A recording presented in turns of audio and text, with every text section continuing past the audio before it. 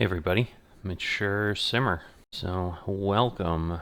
We're here in Kyiv for our next leg of our VFR Around the World tour. This is leg 18. So there's going to be a little bit of a challenge here. I'll assume it'll be okay because I've figured out something I can do, but again, I don't know exactly how old these flight plans were, and so forth, but we have hit a situation where our arrival airport does not exist. So I don't know if that got changed or what was going on. But in any event, let's get ourselves going here. So we're going to get our lights on. Going to get our starter on. Everything else should come through here.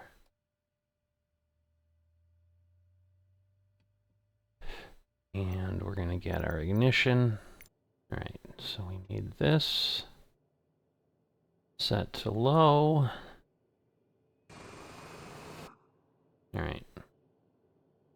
So I think we're okay at this point. Turn the starter off. And we'll just get ourselves moving along. So if you're new to the series, welcome. But yeah, basically we are flying around the world with a really interesting set of flight plans, which also have a lot of extra information. I'm going to do it at about 2500 is what I've been doing until I have to do something else. So, alright, engine looks like it's good. Fuel selection to auto. We're going to get our fans on. Everything's there, so we should be good. I think I ran into that my temperature wasn't working the other time, but I don't remember. I don't remember what I had done to fix that, so I'm not that worried about it. It looks like it's going up, so I think we're okay. I think it was just a matter of, because it's the cabin temp, where this is the outside air temp, so now we're at 61. I think we were good. Okay, engine condition is 100%. We had a little bit of a problem with that before, so luckily that doesn't appear to be an issue. Alright, we don't have any readings for the airport, so I don't know what the barometer will be at, so I'm going to assume we're good here. We're going to go to the flight plan menu, import from a file. Okay. So we're going to have this, but the problem is UMM doesn't exist. So we're going to remove that, and then we're going to add a destination here. Let's see. I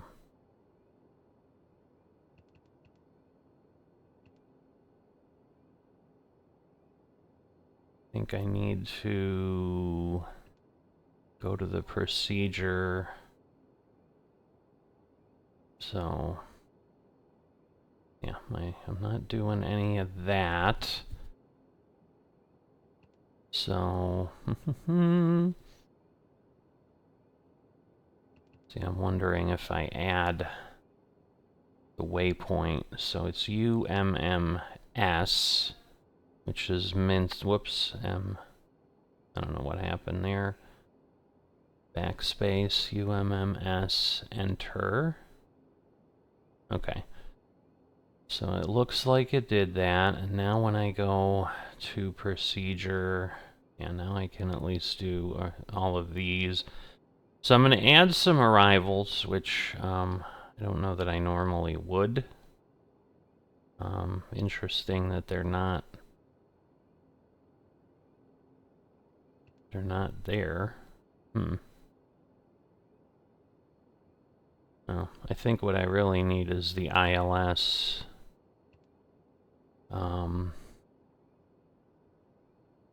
13 left.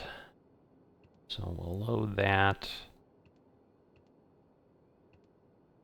There we go. So that will bring us in, and then at least we'll have an idea.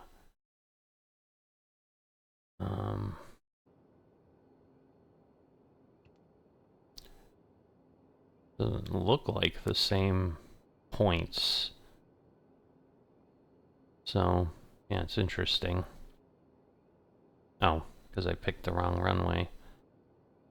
Ay. Procedure. No. 13 left. Why can I not do 13 left? Alright. 31 will work, I suppose. So, okay. So yeah, I don't know, like Navigraph has it, but for whatever reason this does not. Alright, now we're gonna go up here. We need to get all of this stuff activated. That will then help. So you can see now we don't have things that aren't functional. Need to change our navigation to GPS.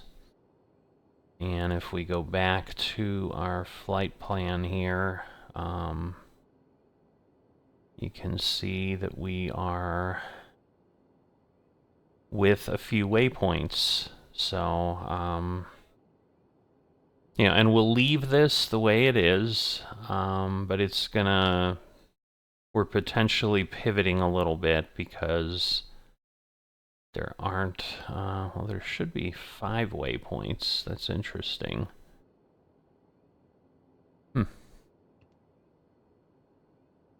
Well, it'll be what it'll be. And we'll do what we can, but I don't know why waypoint 5 isn't present in the plan, because it is normally, but I don't know if somehow everything we changed caused an issue. But they're right next to each other in the same area, and they're really just a few miles apart, so I think we'll be okay. Alright, so at this point, I want to go down on my flaps, and we should, whoops, I need all of this set, and the runway is right behind us. We head out, and then, you know, we got to get down there, so I'll obviously want to zoom in a bit so I can see where we're going, but we're going to turn around and we're going to head out. Now, if you're unfamiliar, like I said, if you're new here, what we're doing is we're flying 238 nautical miles, so this is actually a little bit short for things we've had recently. And we're flying from Zulani, which is Uniform Kilo Kilo Kilo in Kyiv, to Minsk 2. Now, the plan that is there is Minsk 1, but I guess that airport is gone, or it was relabeled Minsk 2. I don't know. But we're going, as you can see, hopefully from the thumbnail, to from Ukraine to Belarus. And so, so yes, I need to get this on, because that's what I forgot to do at one point. I'm like, yeah, my autopilot isn't working. You know, all kinds of stuff. Trying to think. I think we've got everything that we need. And again, we'll just double check. Right. So yeah, global failure, real time, so things can go bad. This is one of those planes that'll do that. Again, we're not calling for ATC. That's not how we work here. We're just going around. So there's a narrative that the creator included in a really cool Word document. And then, so we want to get the flight director on. We're going to do nav, yaw damper. And then we're going to activate this. And we're going to set the climb to, I don't know, let's say 600. And we'll go from there. But we also have SayIntentions and the Tour Tuner. Alright, so the brake is off. We're going to now accelerate out. It takes a little bit.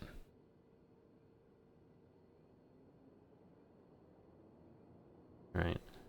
So yeah, it takes a little bit to kind of break free. This is a plane, I forget what kind of system it has, but they said this is not abnormal for planes. And then,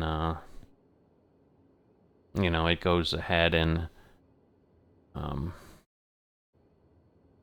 whatchamacallit, it goes and, which way do I want to go? Sorry, I'm just trying to, requires about 15% throttle before it breaks free. But we're going to go over here. And then, so this is taxiway 2. And then, you know, we'll just stay on 2 because we can, at this turn, break off to 3 and head right to the runway. The runway's off to our right. You can see Kyiv out there. But yeah, I record the whole flight. I give you the whole flight. A lot of times, if we've got long legs, which we will at the end for sure, I'll just set a view out the window and you'll be able to see. So you can see our first waypoint is 22 kilometers or 22 nautical miles away. Not quite sure why. I'm not hearing much, but I'm not. So, anyway. Now it's suddenly speeding up. Alright. So, but that was the turn to 3, but just to give myself enough space for sure. Now the other thing I'm trying is, I'm going to try to use my head tracking. I haven't done that in forever, but I've noticed it gets a little challenging when I'm looking around the cockpit. So I'm going to see if that helps. Probably going to be more useful in my other series and things, but yeah, we'll get ourselves over here. Got a little ways to go to get to the runway, which is interesting. But yeah, we don't need the full runway, so I'm just going to turn, because normally you'd turn, you know, we'd turn left, whoops, that way, and go down, and then do what we need. But we're just going to head out that way. And so this is where it's helpful, because like I'm turning and I'm trying to look, and I then can't see where I'm going. So that's where I'm like, you know, if I have head tracking, it's just easier. But most of the time I'll have it off. All right, so we're set here. And we are going to get going and get ourselves off the ground. So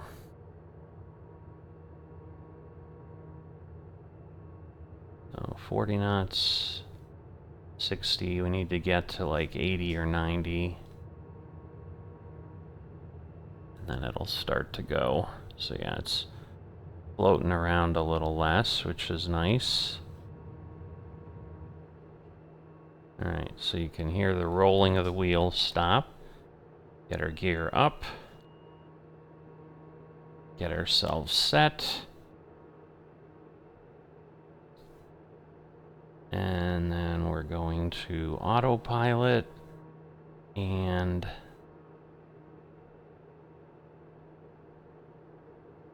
hopefully then climb at about 600. So there we go. We are off. Get ourselves there. And we'll see. Maybe we'll up it to about 1,000, given that we're headed towards some tall buildings.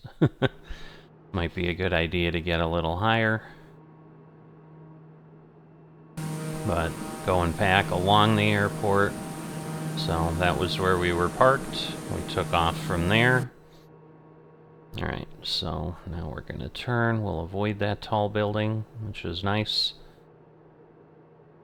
And we'll be good. So now we're 20 away, but let's see if we can get Sarah to load up. Sarah, can you please load tour 1269?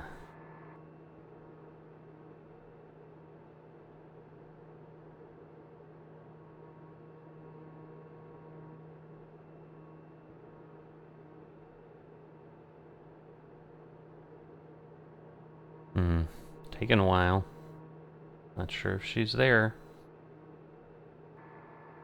Sarah, could you please load tour 1269?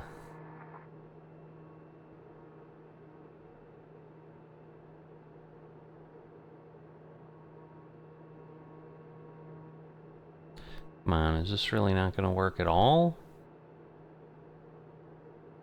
This is disappointing. Sarah, can you tell us about Kyiv? Let's see if she responds at all.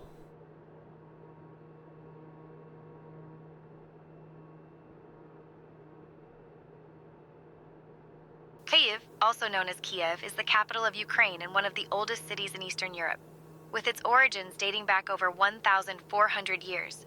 It's famous for its Golden Dome churches, vibrant street life, and a history that includes being a major center of the medieval Kievan Rus civilization. Sarah, can you please load VFR TBM around the world, leg 18? Let's see, since we woke her up, maybe it'll work better.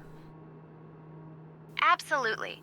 To start the VFR TBM around the world, leg 18 tour, our first stop is Kozarovici, which is about 18 miles ahead. Get ready for some interesting stories along the way. Alright, so I've had some trouble with this in the past. We're going to go ahead and bring up what we've got. This is kind of the view I give just so you can see some nice stuff out there. So the write-up is, from Kyiv, head north along the west bank of the Dnieper River to a point just north of the town of Kozarovici. Then turn slightly east along the riverbank, then across the delta where the Teterev River flows into the Dnieper to the small town of Strakolisia. So that's waypoint 1, waypoint 2. And, but it worked in a way, and then it, basically after the first thing said, oh, we're done. So hopefully it won't do that this time. So I've been trying to set the waypoints far enough apart in Tour Tuner so they won't necessarily always match, because there are always some in cities that are too close together. So I'm just taking a quick peek. Alright, looks like you're getting information. So again, the 215, this is a relatively straight flight, but so just be aware that it might not quite work the same way. So we're going to back this off, but we're going to put the flaps to the TBM setting, which is going to let us go a little bit quicker. It usually gets us another 15 nautical miles. So that's the per hour, or 15 knots additional, so not really miles per hour, but you know what I mean there. Let me take a quick look while I'm thinking of it, and let's just see. Okay, so Q. So 101010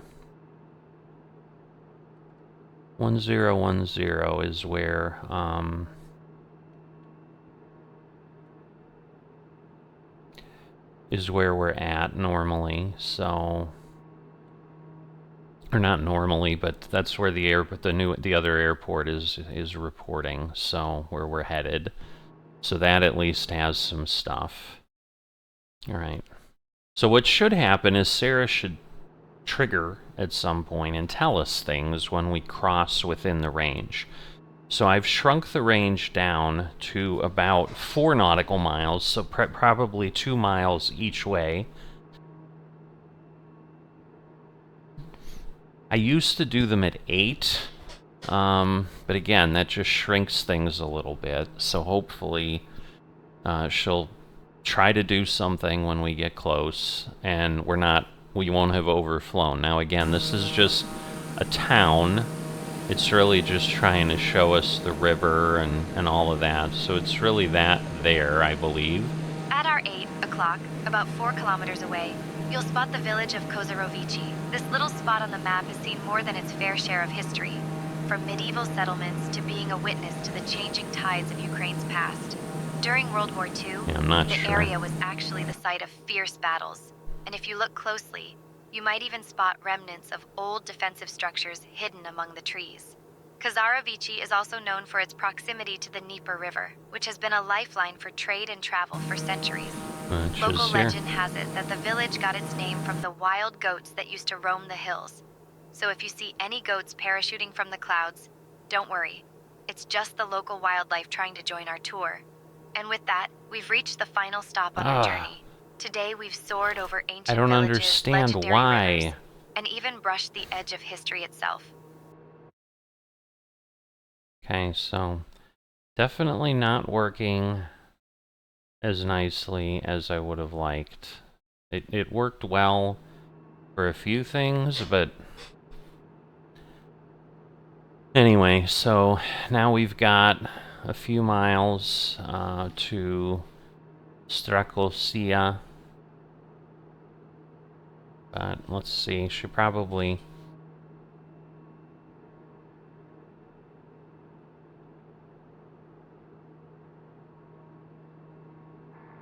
Sarah, do you have a next waypoint? It's weird that it kind of stutters the system when I talk, because... Our next waypoint is Strakosia, about 14 miles ahead on our current path. Right, see, because that's the thing. It's like, she thinks she's on it, like that is where we're going, but I don't think she's automatically going to say anything, because she thinks she turned off. So, but... yeah, so there isn't much that we've been getting in Russia. You know, when I started this, SayIntentions wasn't even a thing I had. So, it's not the end of the world. I mean, and I figured out ways I can manually get it to work. I just have to prompt her each time, and that obviously is less than desirable. But, you know, it is what it is.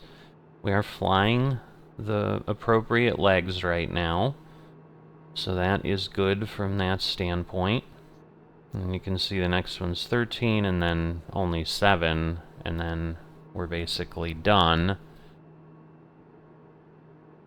Because that's where I did, I think, I do have them in the system, so I just created detection of like 1 mile.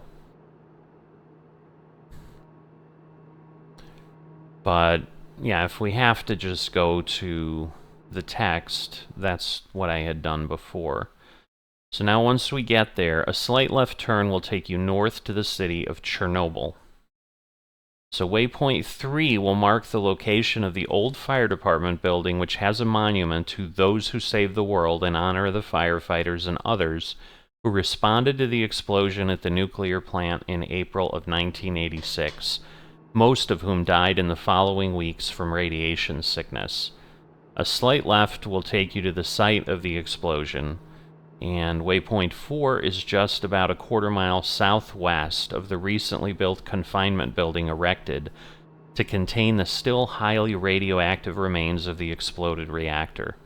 Most of the area is still highly contaminated with radioactive debris, and a large exclusion zone still exists around the reactor. And then he has, by the way, I highly recommend the HBO series Chernobyl if you haven't seen it. And then another slight left will take you over the abandoned city of Pripyat before turning north across the border of Belarus and into its capital of Minsk. With a population of just under 2 million, Minsk is the 11th largest city in Europe. So that is literally all the information we have. She's clearly not going to talk about it. Sarah, please tell us about Strakolsia.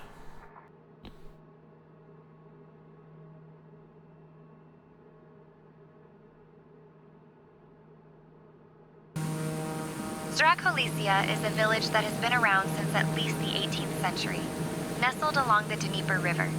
It's known for its picturesque river views and the remnants of old wooden churches that once dotted the landscape. During the Soviet era, the area was a quiet agricultural hub, and you can still spot traditional Ukrainian farmhouses from above. Sarah, what do you have as our next waypoint?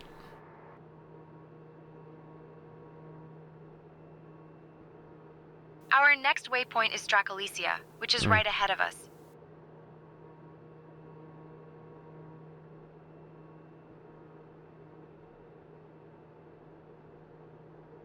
Alright, so... See, and that's the thing, because it, like, didn't think... Can you activate VFR TBM Around the World Leg 18 Tour, starting with Chernobyl?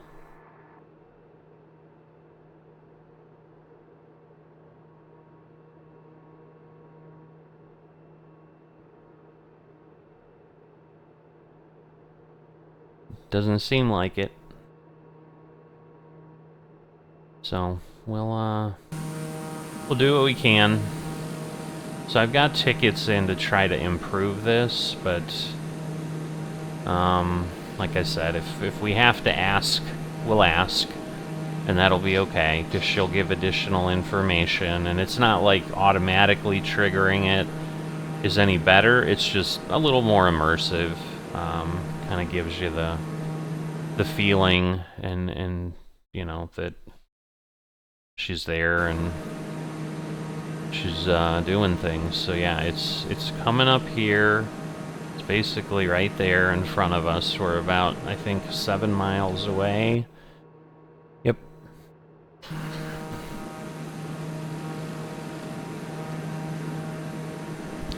And once we get through the next few waypoints, then we're just flying to Minsk. So that's where I said I'm gonna go off the air and just kind of let you enjoy the countryside. So again, waypoint 3, which is 5 miles, is where the fire station is with the monument. I would think it would be really challenging to see things, but who knows? We'll see. We'll zoom in a bit here. And I'm kind of watching on my map. Now, I know on Navigraph we're delayed a bit. So I'm just trying to get my bearings. So yeah, across the river, that's where Chernobyl is, and basically on the far side of the city from the way we're going is where we're at. And then, Sarah, tell us about Chernobyl.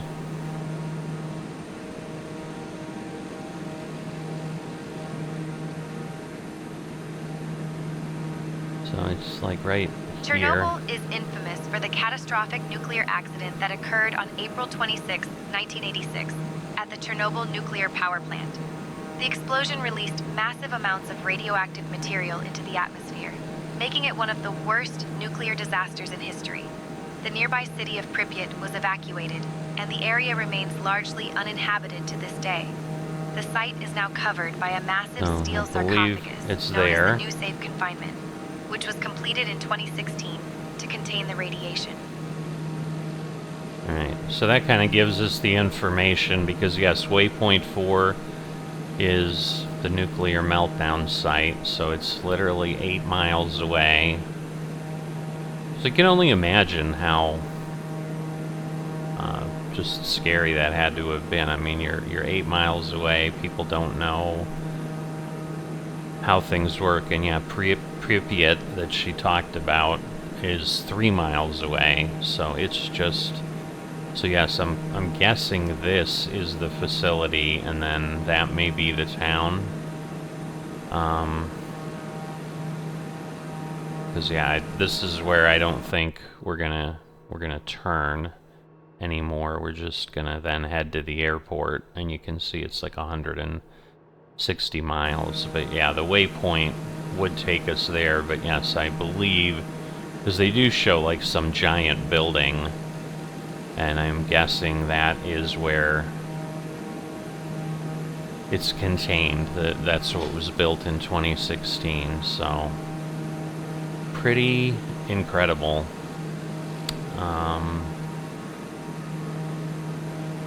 I mean, obviously a sad bit of history for sure, but you know, it's amazing what people were able to do, and again, obviously those firefighters lost their lives. So again, that's Pripyat, which I think is evacuated. Sarah, tell us about Pripyat.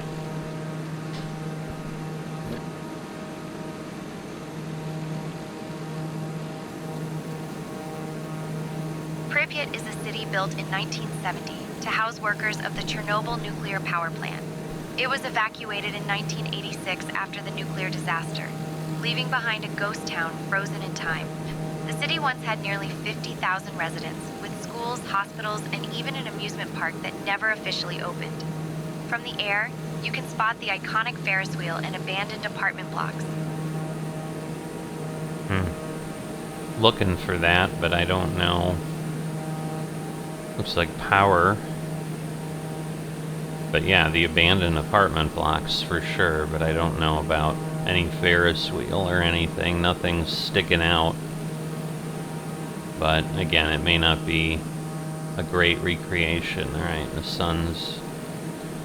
So that's kind of crazy. Alright. So now we're going to be in here. You can see we got 150 nautical miles to go. So I'm just going to set this here. You'll be able to see the distance. You should also see it on the top of your screen. And at this point we are, for the most part, just headed there. I'm going to be curious how far off we'll be from the real airport, or if it's just the same airport, but they've given it a new designation. So we'll talk about that as we get a little closer and I see what's going on. But for now, I'm going to mute myself, and you can just enjoy the view.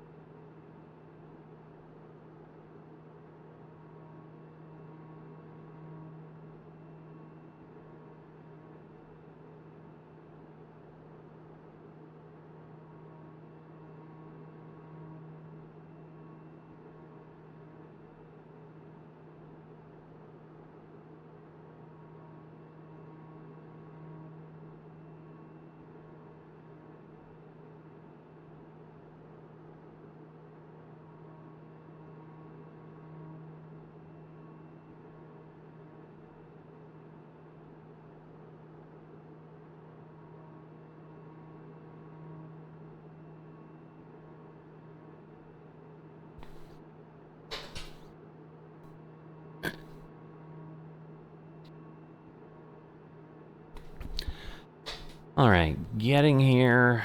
I think that's the airport there. So we're coming up on the location, and then we'll just need to get ourselves into town, but we're not really going to see Minsk, but we can have Sarah give us some info. Sarah, what can you tell us about Minsk?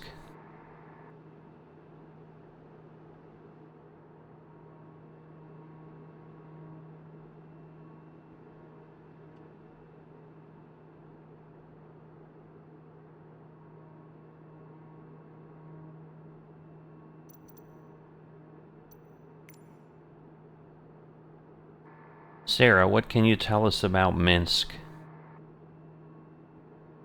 She can't tell us anything.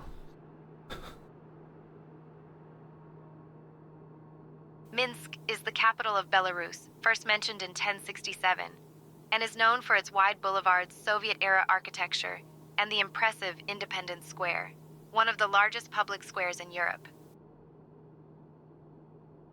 That's it, huh? Okay, well, that's what we got. So yeah, it's just taking us through. So we are gonna, let's see, we'll go down.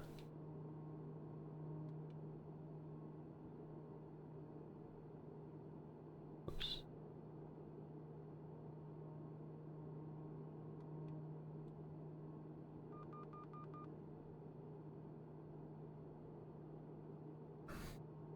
Why won't it? There we go. I'm like, why won't it go down? Alright, so we're gonna slow this down. We're about 7 miles out. So we're usually doing something crazy right near the airport because we've just flown over some point to sea, but this was a long way in here.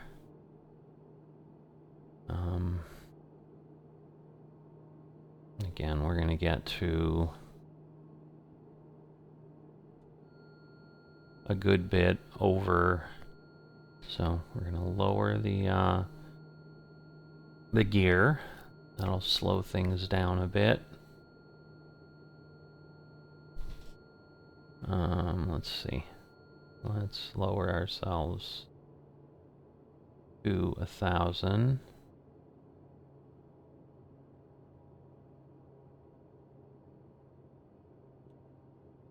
And that should get us down quite a bit.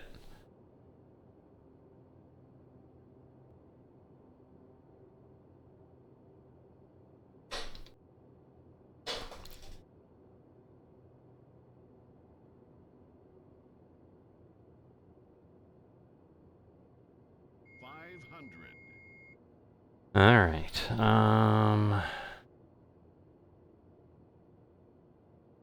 Let's get the flaps out. Gonna need a little bit more. I got a little bit lower than I probably should have here. But we'll get flaps up. There we go. So now we've got the marker.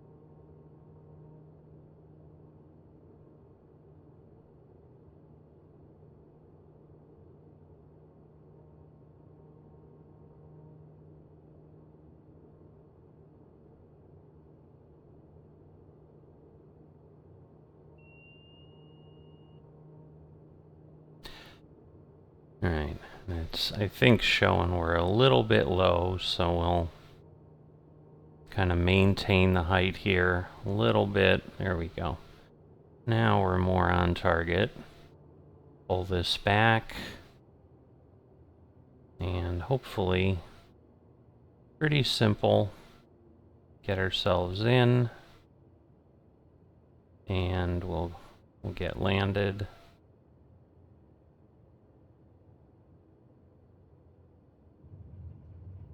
There we go. A little bit strong, but it works. Get the flaps up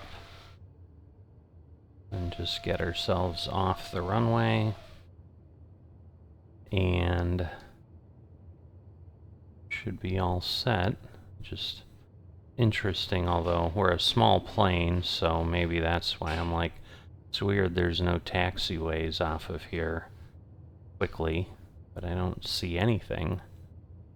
Which is why I'm moving along at a good clip here, because I don't want to, like, normally you're going to want to vacate the runway so that other planes can land. There we go, I think. Finally something there.